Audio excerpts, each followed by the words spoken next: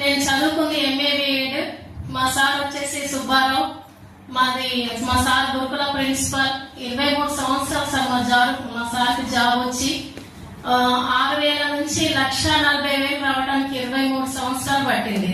నేను కూడా చదువుకుంది ఎంఏ బిఎడ్ కాబట్టి తెలుగు లెక్చరర్ గా గురుకులాలలో పనిచేశాను. మా సార్ ప్రిన్సిపల్ అయితే మా సార్ కింద స్టాఫ్ గా నేను పనిచేశాను. 8 సంవత్సరాలు పనిచేసి అక్కడ నాకు 14,000 నుంచి 32,000 రావడానికి 8 సంవత్సరాలు పట్టింది. అక్కడ అవకాశం లేనప్పుడు నేను అక్కడ కష్టపడ్డాను. ఒక అవకాశం నాకు 5 years బ్యాకే మాకు వెస్టర్న్ ప్లాట్ఫామ్ ఎంఎస్ఆర్ గురూజీ రూపంలో వచ్చింది.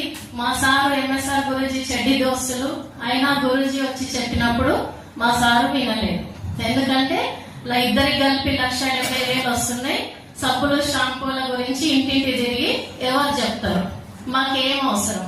రేపు రిటైర్ పొగతోటి ఆ మనిషి మనం చురుగ్గా చేశాం కదా, మరి ఆరోగ్యం వచ్చింది, మరి ఇది మందిని ముంచేదా, మోసం చేసేదా, ఇది అసలు ఇది ఏంటి అని నేను మా సార్ ఒకరోజు స్కూల్ సెలవు పెట్టి ఒక హైదరాబాద్ మీటింగ్ వెళ్ళి తెలుసుకోవడం జరిగింది. మేము విఎస్ఆర్ గురించి వచ్చి తీసుకున్నాక ఇంటికి వెళ్ళాక నేను మా సార్తో మాట్లాడుకొని నేను అవకాశం లేనప్పుడు అక్కడ పనిచేశాను. దేవుడు ఒక అవకాశం ఇచ్చాడు.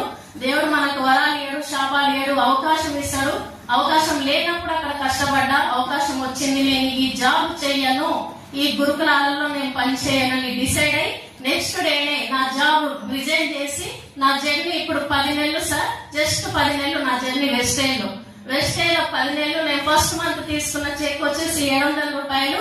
నా హైయెస్ట్ చెక్ వచ్చేసి 40,000 సార్.